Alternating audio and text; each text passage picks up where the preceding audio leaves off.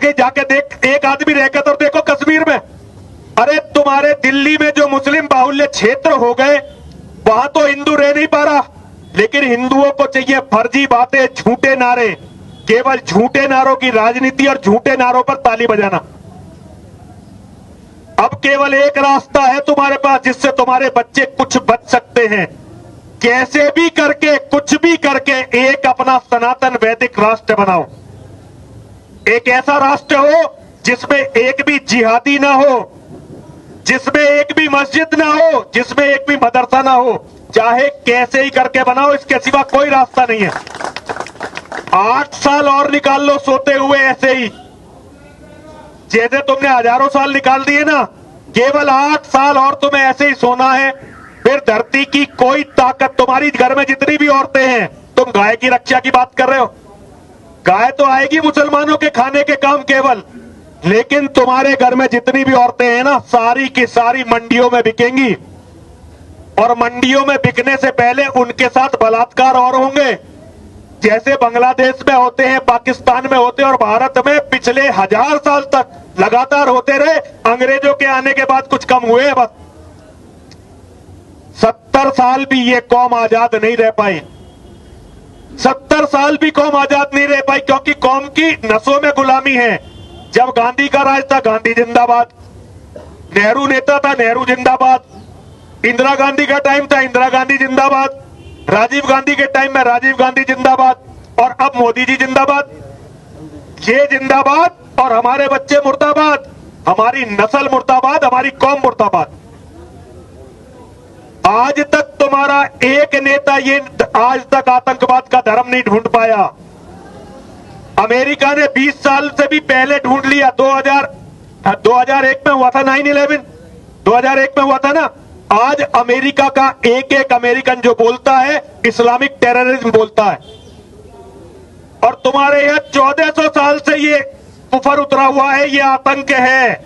लेकिन आज भी जो नेता बात करेगा सबसे पहले शुरू करेगा, आतंकवाद को किसी धर्म से मत जोड़िए, आतंकवाद का कोई धर्म नहीं।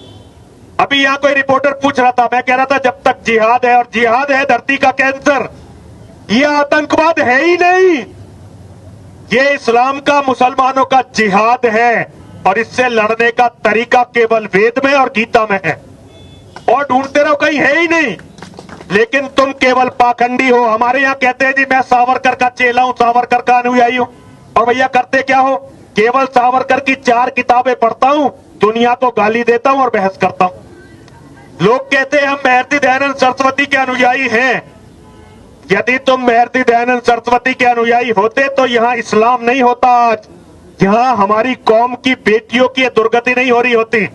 हमने केवल महर्षि दयानंद सरस्वती की 4 किताबें पढ़ी और कहना शुरू कर दिया, और कोई मेरे जैसा होगा वो गीता की बात कर लेगा।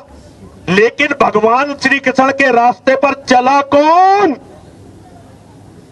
राम के रास्ते पर कौन चला? निश्चरहीन करहु मही, भुज उठाए पनकीन, सकल मुनिन के आश्रम जाए जाए सुख दीन। जब तक ये पाखंड नहीं छोड़ोगे ना, जिसको भी मानते हो उसके जैसा बनने की कोशिश करो।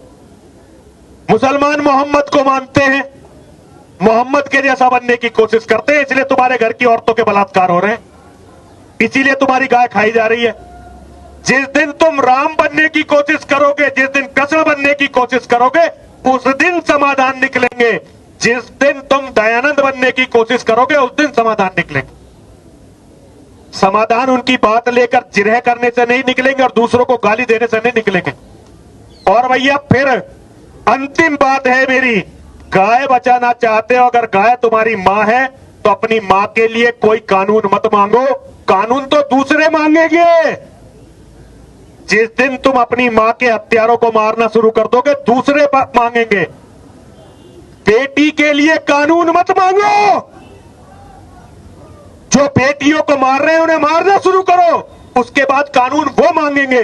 और अपनी आबादी बढ़ानी शुरू करो, जनसंख्या नियंत्रण कानून वो मांगेंगे। पुरुषार्थ जीवित करो हिंदुओं, पुरुषार्थ जीवित करो। ये पुलिस वाले हैं, इनकी ताकत केवल हम पे चलती है क्योंकि इन्हें पता है कि गोली नहीं लगेगी। मुसलमानों ने पुलिस वालों को घेर घेर के मारा दिल्ली में, ये लोग मुकदमे नहीं दर्ज कर पाए, और हमारी बातों पे मुकदमे दर्ज करते। अभी यहां लाठी चल सकती है, सुरेश चौहान के अभी पिट के गए यहां से। अपनी पुरुषार्थ को जागृत करो, अपने पुरुषार्थ को जागृत करो, अपने पुरुषार्थ को जागृत करो। अपने बच्चों को बचाने के लिए लड़ना शुरू करो। भिखारी मत बनो। हमारा वेद हमें भिखारी बनने की आज्ञा नहीं देता, दानी बनने की आज्ञा देता है, कायर बनने की आज्ञा नहीं देता, वीर बनने की आज्ञा देता है। अगर वीर बनोगे लोग तुम्हारे हिसाब से चलेंगे, कायर बनोगे तुम्हें कुचल के आगे बढ़ेंगे।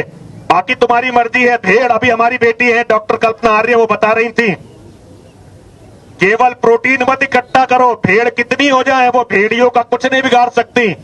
भेड़ियों का यदि बिगाड़ना है तो अपने बच्चों को शेर बनाओ। यदि तुम्हारे बच्चे शेर नहीं बनेंगे तो भेड़िए तुमसे कभी नहीं डरेंगे। हर